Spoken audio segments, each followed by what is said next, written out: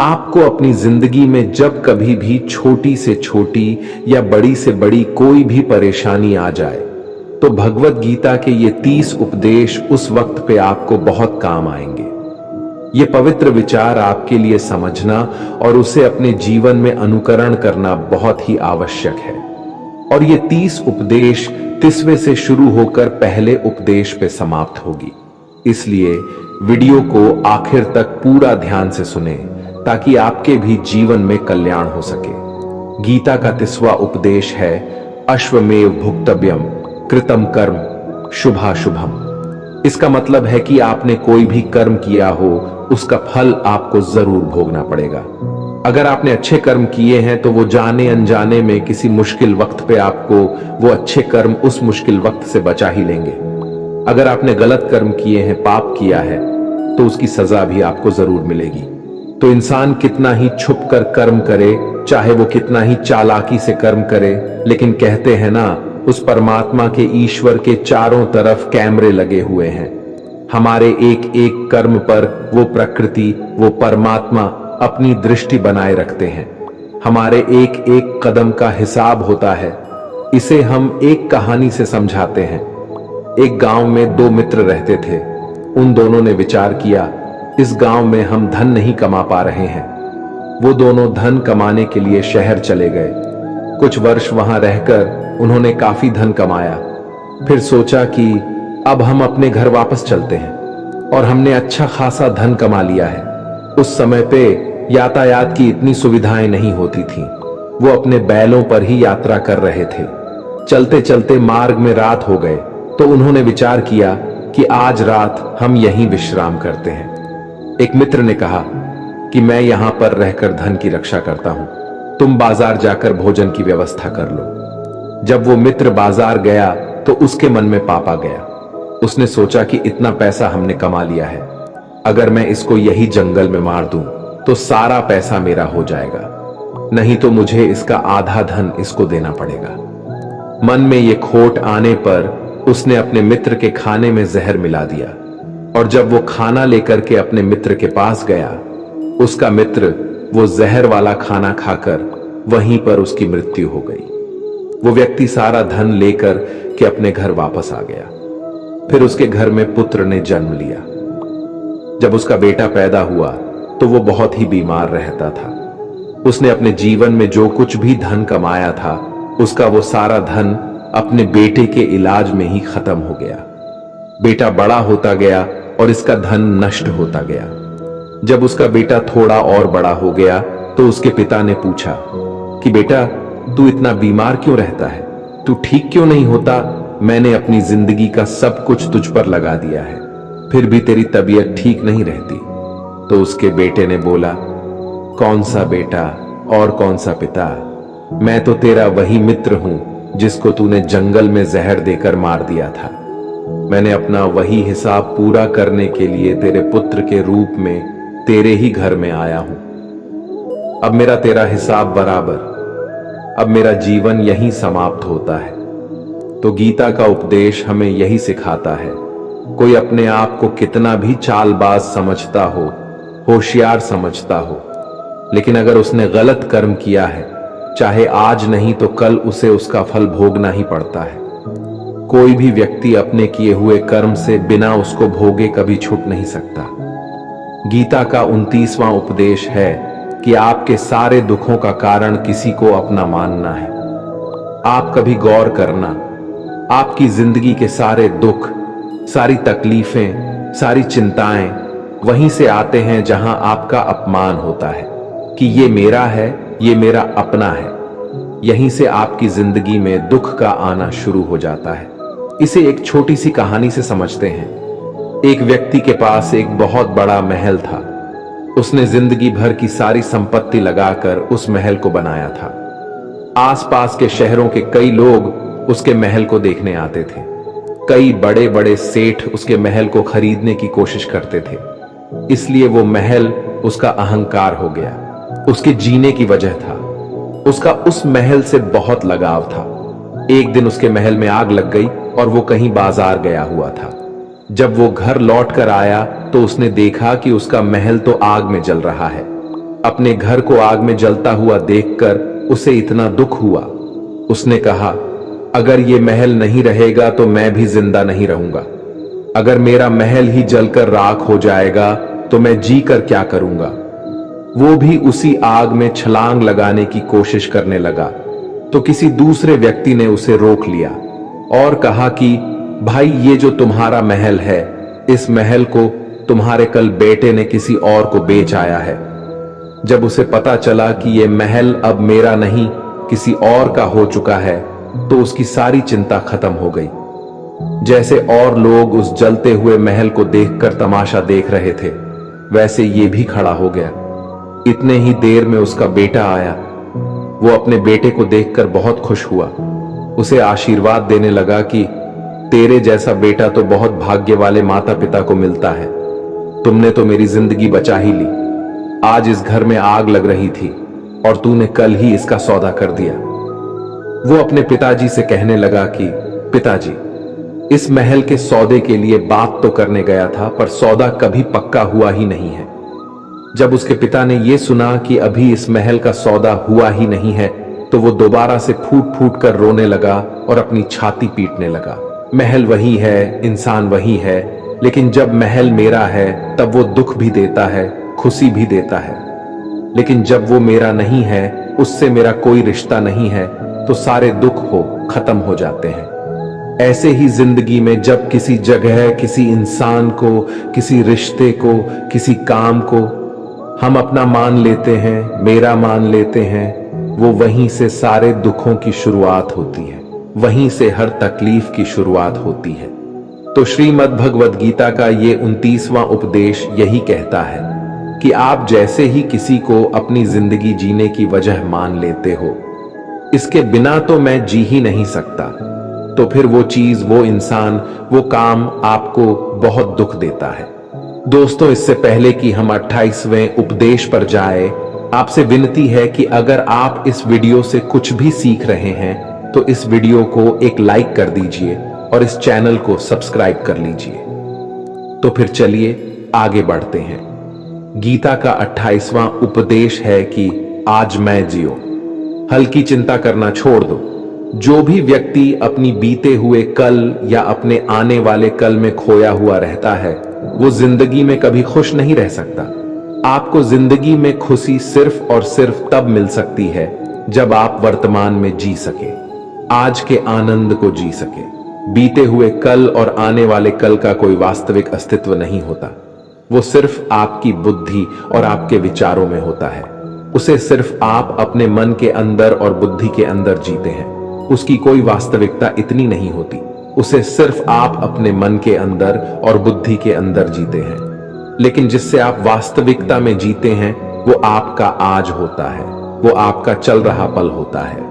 अगर आप अपने मन और बुद्धि को अपने भूतकाल और भविष्य काल में अटका कर रखेंगे तो याद रखना, आप कभी खुश नहीं रह पाएंगे। और अगर जिंदगी में खुश रहना चाहते हैं तो आज में और इसी पल में जीना सीखें।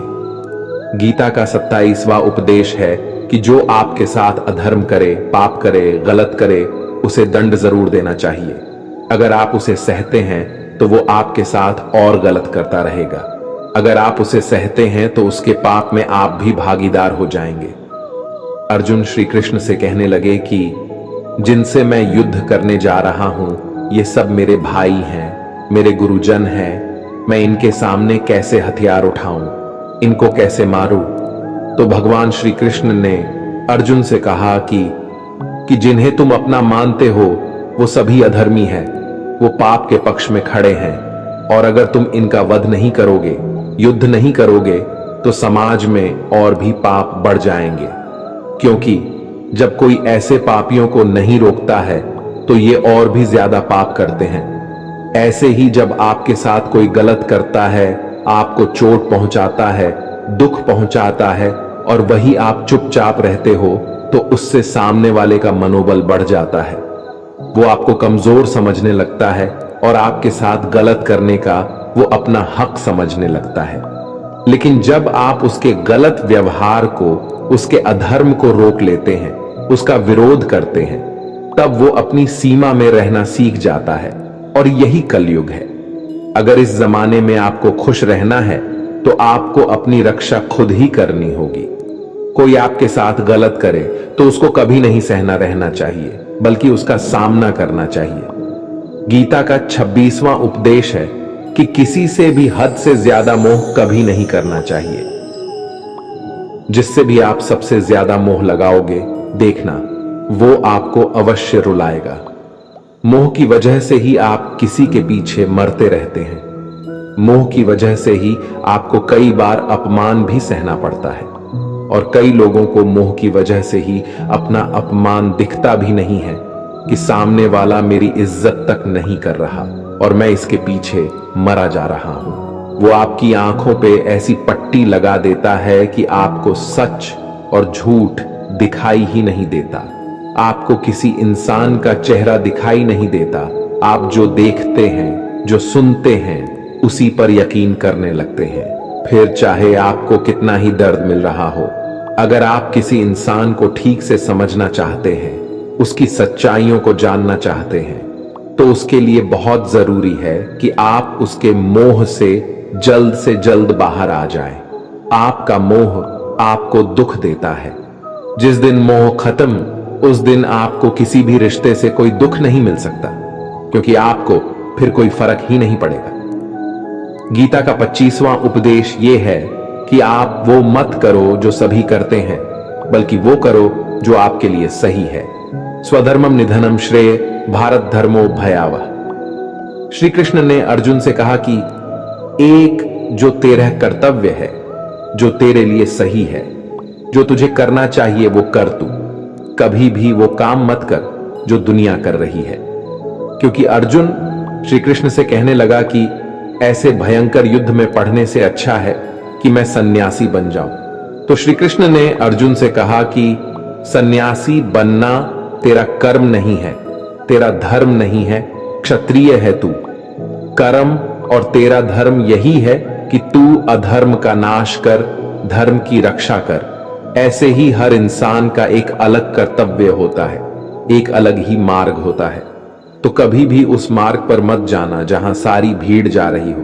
कभी भी वो काम मत करो जो दुनिया करती है, कि आजकल का ये ट्रेंड हो गया है, ये फैशन हो गया है, सब करते हैं इसलिए हम भी कर रहे हैं। सारी भीड़ यही काम कर रही है इसलिए हम भी कर रहे हैं। अगर आप वो करोगे जो भीड़ कर रही है तो आप भी उसी भीड़ में कहीं खो जाओगे। लेकिन वही अगर आप वो करोगे जो आपके लिए सही है, जो आपकी प्रतिभा है, तो दुनिया की सारी भीड़ में भी आप सबसे अलग नजर आओगे। गीता का 24वां उपदेश है कि जिंदगी में धोखा अपने ही देते हैं, क्योंकि उनको आपकी कमजोरियों का पता होता है। बाहर वाला आपको धोखा नहीं दे सकता, क्योंकि उसको आपके बारे में पता ही नहीं है कि आपको चोट कहां पहुंचानी है। लेकिन जो आपका अपना है, आपका खास है, उसे बहुत गहराइयों से पता होता है कि इसकी कमजोरी क्या है। ऐसा क्या करें जिससे इसको दर्द पहुंचाया जा सके, जिससे इसको हम नीचा दिखा सकते हैं, इसको चोट पहुंचा सकते हैं। ये कलयुग है, इसमें बाहर वालों से नहीं, जो हमारे अपने हैं ना, उनसे ही सावधान रहना होता है। महाभारत का युद्ध दो अलग अलग राज्यों में नहीं हुआ था, बल्कि एक ही परिवार के भाइयों में हुआ था। सभी आपस में एक ही वंश के लोग थे। कितनी बार दुर्योधन ने जहर देकर भीम को मारना चाहा। न जाने कितनी बार दुर्योधन ने पांडवों को जान से मारने की कोशिश की। वो उसका कोई पराया नहीं था, बल्कि उसका भाई था। सारी लड़ाइयां घर के अंदर ही होती हैं। बाहर कौन लड़ेगा? हमसे घर में ही सारे झगड़े होते हैं। तो आपको चोट सिर्फ वही लोग पहुंचा सकते हैं जो आपके अपने हैं। आपको धोखा सिर्फ वही लोग दे सकते हैं जो आपके अपने हैं। गीता का 23वां उपदेश है, जो इंसान अपनी रक्षा खुद नहीं कर सकता, उसकी रक्षा भगवान भी नहीं कर सकते। श्री कृष्ण अर्जुन से कहते हैं कि तस्मात् सर्वेषु कालेषु माम नुस्मर युध्य च, यानी कि हे अर्जुन, तू हर काल में मेरा स्मरण करते रहना और युद्ध भी करते रहना। तो अर्जुन ने श्री कृष्ण से पूछा कि ये युद्ध तो कुछ ही दिनों में समाप्त हो जाएगा, लेकिन आप कह रहे हैं कि तू हमेशा मेरा स्मरण करते रहना और युद्ध करते रहना। हमेशा युद्ध करने का क्या मतलब है? तो श्री कृष्ण ने अर्जुन से कहा कि ये जिंदगी ही रणभूमि है। इस जीवन में सुख दुख आते ही रहेंगे और तुझे उनका डट के मुकाबला करना है। श्री कृष्ण ने यह नहीं कहा कि तू चुप करके बैठ जाना और मैं लड़ाई करूंगा। बहुत गहराई है गीता के ज्ञान में। हमारे जीवन की डोर भी संभाल के ईश्वर बैठे हुए हैं, लेकिन युद्ध हमें ही करना है। ईश्वर को याद करना है कि हे ईश्वर, मुझे शक्ति देना, मुझे समझ देना, मुझे बुद्धि देना, ताकि मैं अपनी जिंदगी की सारी लड़ाइयां जीत सकूं, मैं जिंदगी में सही मार्ग पर चल सकूं। लेकिन आपको अपनी लड़ाई खुद ही लड़नी पड़ती है। जो लोग ये कहते हैं कि हम कुछ नहीं करेंगे, सभी ईश्वर करेंगे, तो कहते हैं कि आलसी इंसान को देखकर तो भगवान भी घबरा जाता है। ये कुछ नहीं करेगा। भगवान ने बुद्धि दी है, समझ दी है। ईश्वर आपको प्रेरणा देते हैं, शक्ति देते हैं, लेकिन आपको अपनी रक्षा स्वयं ही करनी पड़ेगी। गीता का 22वां उपदेश है कि कोई भी ऐसी गंदी आदत खुद को मत लगने देना जो आपकी जिंदगी को बर्बाद कर दे। कहीं ना कहीं महाभारत का ये युद्ध एक जुआ की आदत की वजह से ही शुरू हुआ था। सारा खेल वहीं से शुरू हुआ था। एक ऐसी जुआ की लत जहां युधिष्ठिर ने अपने भाइयों को दांव पर लगा दिया, अपनी पत्नी को दांव पर लगा दिया, ऐसा जितने का नशा की अपना सब कुछ गंवा दिया। ऐसे ही हम भी अपनी जिंदगी में जब कोई ऐसी गंदी आदत लगा देते हैं, चाहे वो कोई भी हो, चाहे वो नशे की हो, मोबाइल की हो, किसी इंसान की हो, कोई गलत काम करने की हो, कोई भी गलत आदत जो आपको बर्बाद कर सकती है, अगर आप उसको नहीं छोड़ेंगे तो आपका सब कुछ खत्म हो जाएगा। इससे पहले कि आपकी आदत आपको खत्म कर दे, आप अपनी गलत आदतों को खत्म कर दीजिए। गीता का 21वां उपदेश यह है कि आलसी इंसान कभी कुछ हासिल नहीं कर सकता। अधिकतर लोग सिर्फ योजनाएं ही बनाते रहते हैं कि मुझे बड़ा घर चाहिए, मुझे बड़ी गाड़ी चाहिए, मैं दुनिया घूमना चाहता हूं, मुझे ये चाहिए वो चाहिए। ये हर कोई सोच लेता है, लेकिन उस पर मेहनत करना, अपना कर्म करना वो नहीं करते। क्योंकि चाहना तो बहुत आसान है, लेकिन उसके लिए कर्म करते रहना वो बहुत मुश्किल है। हर कोई चाहता है कि मेरा शरीर फिट हो, लेकिन उसके लिए एक्सरसाइज करना वो आपको ही करना होगा। जो इंसान आलसी बन के बैठा रहता है तो उसे ना ही अच्छा शरीर मिलता है और ना ही अच्छा जीवन मिलता है। तो अगर जिंदगी में कुछ पाना चाहते हो तो आलस्य को अपनी जिंदगी से दूर कर देना। आलस्य के चलते ही आपको कुछ मिलने वाला तो नहीं, लेकिन जो आपके पास है ना, वो भी गवा दोगे। गीता का 20वां उपदेश ये है कि जिंदगी में अगर खुशी चाहते हो तो मन की गुलामी को त्याग कर दो। कई लोग कहते हैं कि हम करना तो बहुत कुछ चाहते हैं, लेकिन कुछ कर ही नहीं पाते। पता भी सब कुछ है कि क्या करने से हमारी जिंदगी बेहतर हो सकती है, क्या चीज है जो हमको नुकसान पहुंचा रही है, लेकिन फिर भी कुछ कर नहीं पाते। समझते सब कुछ है, लेकिन समझकर भी, चाहकर भी कुछ कर ही नहीं पाते। वो इसलिए होता है क्योंकि आप अपने मन के गुलाम बन चुके हो। लोग तो अपनी जीभ का भी स्वाद तक नहीं छोड़ पाते। फिर कहते हैं कि हम पतले नहीं हो पाते, फिट नहीं हो पाते, सक्सेस नहीं मिल रही है, क्योंकि जो आपको करना चाहिए आप वो करते ही नहीं हैं। आपका मन सब कुछ समझकर भी आपको वो करने ही नहीं देता। इसलिए जिंदगी में अगर आगे बढ़ना है तो अपने मन के अनुसार चलना छोड़ दो। जो आपके ये सही है वो ही आपको करना चाहिए। गीता का 19वां उपदेश ये है कि जो आपका है वो आपको मिल के ही रहेगा, और जो नहीं मिला है उसके लिए रोना छोड़ दो। आप जिसके लिए जितना रोगे वो चीज आपसे उतना ही दूर चली जाएगी, और जो चीज आपकी सच में है वो कहीं ना कहीं से आपके पास जरूर पहुंच जाएगी। इसलिए जो आपको जिंदगी में हासिल नहीं हो रहा है, हासिल नहीं हुआ है, उसका पछतावा करना, उसके लिए रोना आपको बिल्कुल बंद कर देना चाहिए। गीता का 18 उपदेश ये है, आप संसार में जितना प्रेम लगाओगे उतना ही जीवन में दुख और पीड़ा का अनुभव करोगे। गीता का 17वां उपदेश यह है कि जिस इंसान को बात बात पर क्रोध आता है, सुख और शांति उसके जीवन में कभी नहीं आ सकते, क्योंकि जो इंसान बहुत ज्यादा क्रोधी होता है उसके सारे मित्र उसे छोड़कर चले जाते हैं। वो अपने मन में भी दर्द में ही जीता रहता है, तकलीफों में जीता है। ज्यादा गुस्सा करके या ज्यादा क्रोध करके जो भी आपके पास है ना, वो आप उसे खो दोगे, और ऐसे इंसान को शांति कभी नहीं मिलने वाली है। इसलिए अपनी जिंदगी में शांति अगर चाहते हो तो बात बात पर गुस्सा करना छोड़ देना चाहिए। गीता का 16वां उपदेश है कि चाहे आप किसी की मदद करें या ना करें, लेकिन जानबूझकर कभी किसी का दिल नहीं दुखाना चाहिए, क्योंकि जब आपकी वजह से किसी का दिल दुखता है ना, तो याद रखना आपको भी वही दर्द एक दिन जरूर मिलेगा। लेकिन जब आप किसी का दिल दुखाते हैं तो आपको भले पता ना चलता हो, लेकिन जब कोई भी आपका दिल दुखाता है तब आपको समझ में आ जाता है कि दिल पर चोट लगने की वजह से कितना दर्द होता है। इसलिए चाहे आप किसी की मदद करो या ना करो, लेकिन किसी का दिल कभी भी नहीं दिखाना चाहिए। गीता का 15वां उपदेश यह है कि जो मुश्किल वक्त में, जो दुख के समय में आपका साथ दे, सिर्फ वही आपका अपना है। बाकी सब अपनेपन का नाटक करने वाले बहुत लोग होते हैं, बड़ी बड़ी बातें करने वाले बहुत लोग होते हैं कि हम आपसे बहुत प्रेम करते हैं। कोई भी दुख हो, कोई भी तकलीफ हो, हमें याद कर लेना। लोग दुख उठाने की बात करते हैं, लोग आने जाने की बात करते हैं, हाथ मिलाना तो ठीक से नहीं जानते और दिल मिलाने की बात करते हैं। जब सच में आपकी जिंदगी में तकलीफ आएगी ना, तब आपको समझ में आ जाएगा कि आपका साथ देने के लिए कौन खड़ा है और कौन भाग गया, क्योंकि उस समय पे सारे लोग भाग जाते हैं, क्योंकि लोगों को पता होता है कि ये व्यक्ति हमारे पास आया तो हमसे मदद ही मांगेगा और वो हमें कुछ दे नहीं पाएगा। लोग आपसे सिर्फ तभी रिश्ता रखते हैं जब आप उन्हें कुछ दे सकते हैं और आपसे उन्हें कुछ फायदा हो सकता है।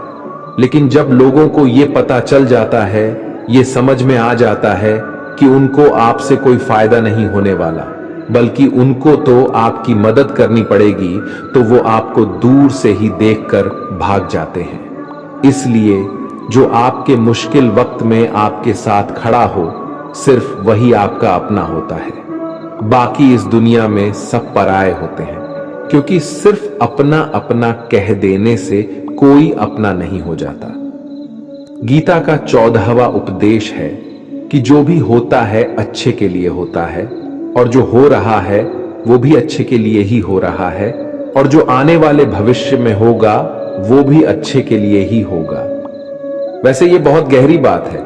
कुछ चीजें जिंदगी में ऐसी होती है जो हमें लगता है कि मेरे साथ ही ऐसा क्यों हुआ, मेरे साथ ही होना था ये सब। लेकिन जब वो वक्त गुजर जाता है, एक दिन हमको समझ आ जाता है कि अगर हमारे साथ ये सब नहीं होता तो आज हम इस मुकाम पर नहीं होते।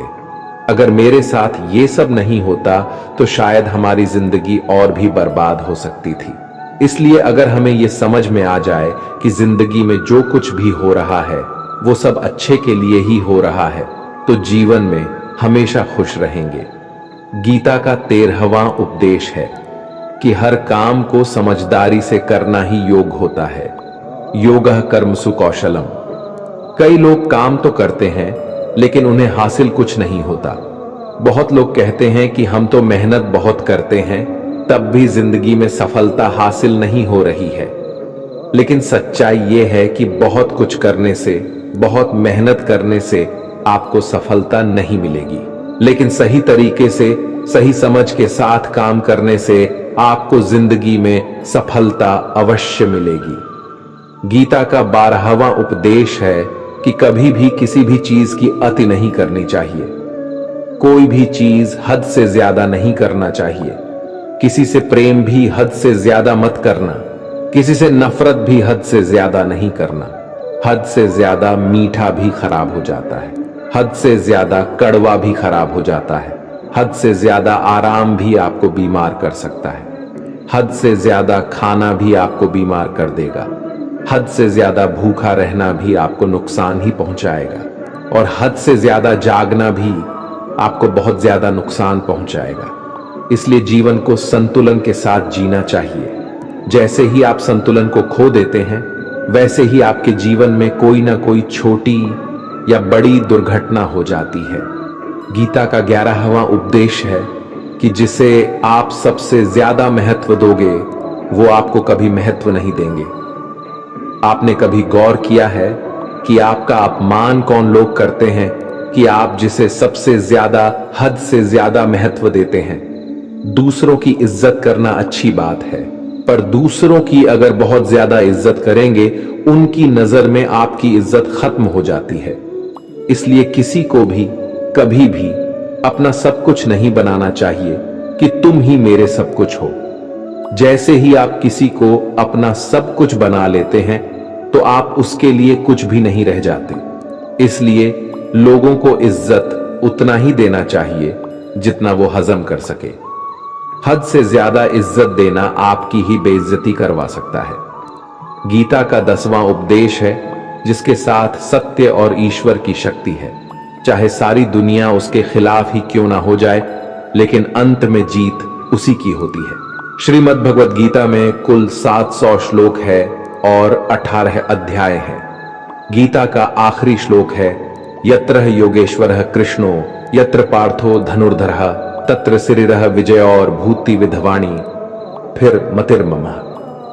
धृतराष्ट्र बार बार संजय से पूछता था कि बताओ, युद्ध में कौन जीत रहा है, कौन हार रहा है, क्योंकि उसे विश्वास था कि भीष्म पितामह मेरे पक्ष में है, गुरु द्रोणाचार्य मेरे पक्ष में है और यहां तक कि कर्ण भी मेरे पक्ष में है, तो भला हमें कौन हरा सकता है।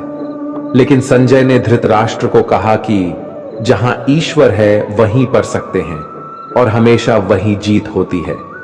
चाहे आपके पास कितनी भी शक्ति क्यों ना हो, लेकिन सत्य और ईश्वर जिसके लिए खड़े हो जाए, उसे दुनिया में कोई भी नहीं हरा सकता। गीता का 9वां उपदेश है कि किसी पर भी आंखें बंद करके भरोसा नहीं करना चाहिए। जैसे महाभारत की कथा में दुर्योधन ने कितनी बार षड्यंत्र करके पांडवों को मारने की कोशिश की, आग में जलाने की कोशिश की, पर वो धर्म पर चलने वाले लोग बार बार उसकी बातों में आ गए। ये बात और है कि ईश्वर उनकी रक्षा कर रहे थे, पर जिसे वो अपना भाई समझ रहे थे, जिससे वो अपना सगा समझ रहे थे, जिस पे वो भरोसा कर रहे थे, वही उनकी मृत्यु करवाना चाहता था। इसलिए भरोसा करते समय अपनी आंखें जरूर खुली रखनी चाहिए। गीता का 8वां उपदेश है कि जीवन में वैसे तो लड़ाई झगड़े से बचना चाहिए, लेकिन जब बात आपके चरित्र, सम्मान और अधिकार की हो, तो लड़ना भी चाहिए। अर्जुन भी महाभारत का युद्ध करना नहीं चाहते थे, क्योंकि सामने उसके अपने खड़े थे। लेकिन श्री कृष्ण ने उन्हें उपदेश दिया कि यहां पर बात लड़ाई की नहीं है, तेरे सम्मान की है, तेरे चरित्र की है, तेरे अधिकार की है। जो द्रौपदी के साथ कौरवों ने भरी सभा में अपमान किया, उसे नग्न करने की कोशिश की, इतना बड़ा अधर्म किया, वो तुम्हें कभी नहीं सहना चाहिए। इसलिए बात जब आपके चरित्र पर आ जाए, आपके सम्मान पे आ जाए, तो चाहे वो अपना ही क्यों ना हो, आपको उसके साथ अवश्य ही लड़ना चाहिए। गीता का 7वां उपदेश है कि चाहे कितना भी बुरा वक्त आ जाए, लेकिन जो इंसान जिंदगी में कभी हिम्मत नहीं हारता, वो सब कुछ हासिल कर सकता है।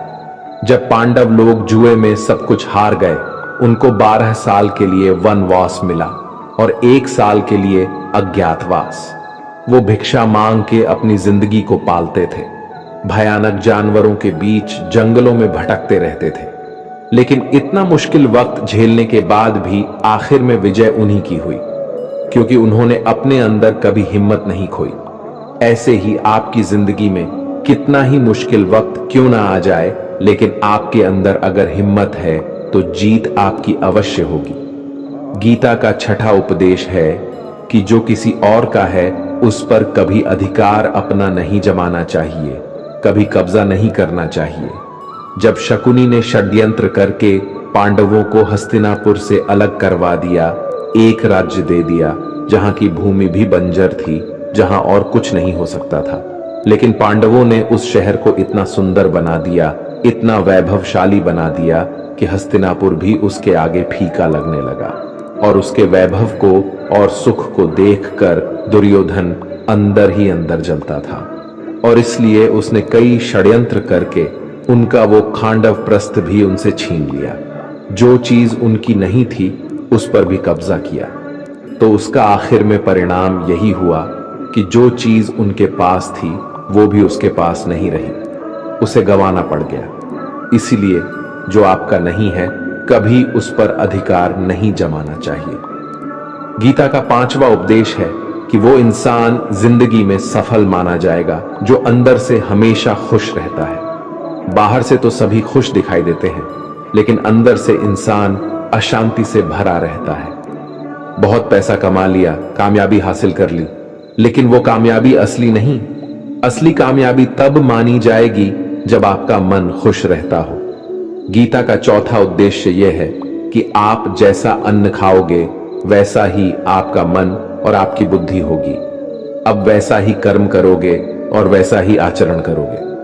सात्विक अन्न खाओगे तो आपका मन भी सात्विक होगा, सात्विक व्यवहार भी करोगे, सोच भी आपकी अच्छी होगी।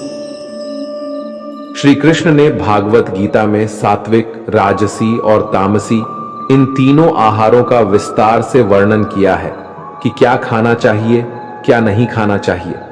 पर इसका निचोड़ यही है कि जो मनुष्य सात्विकता से भोजन करता है उसे जीवन में सुख और शांति अवश्य मिलते हैं। गीता का 3रा उपदेश है कि बुरा इंसान कभी अपनी बुराई नहीं छोड़ेगा। चाहे आप उसके साथ कितना भी अच्छा चलो, वो आपको तकलीफें अवश्य ही देगा। इसलिए जो जैसा है आप उसके साथ वैसा ही व्यवहार करें। बुरे इंसान के साथ आप कितना भी अच्छा बन जाओ, वो कभी अच्छा नहीं बनने वाला। दुर्योधन जंगल में पांडवों को मारने के लिए गया था, लेकिन वहां पर भी लोगों ने दुर्योधन को पकड़ लिया। उसका मित्र कर्ण भी उसे छोड़कर भाग गया। वो भील दुर्योधन को मार देना चाहते थे, लेकिन युधिष्ठिर अपने भाई की रक्षा करने के लिए वहां पहुंच गया और उसके जीवन की रक्षा की। लेकिन उसके बाद क्या हुआ? वो हमेशा पांडवों को नुकसान ही करता रहा।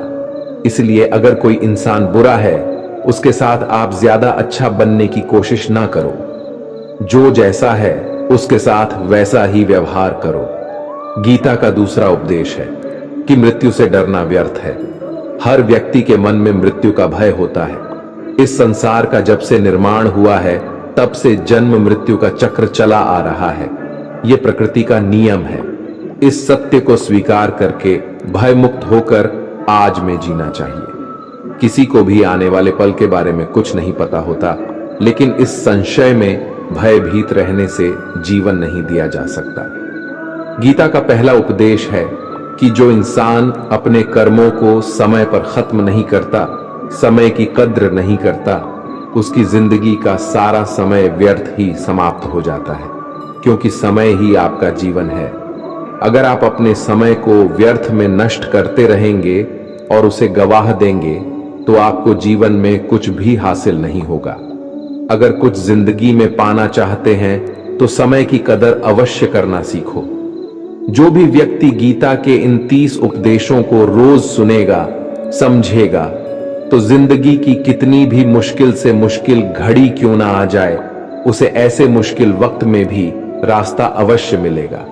दोस्तों, अगर आपने इस वीडियो से कुछ भी सीखा हो तो इस वीडियो को एक लाइक कर दीजिए और कमेंट में जय श्री राधे कृष्णा अवश्य लिखिए।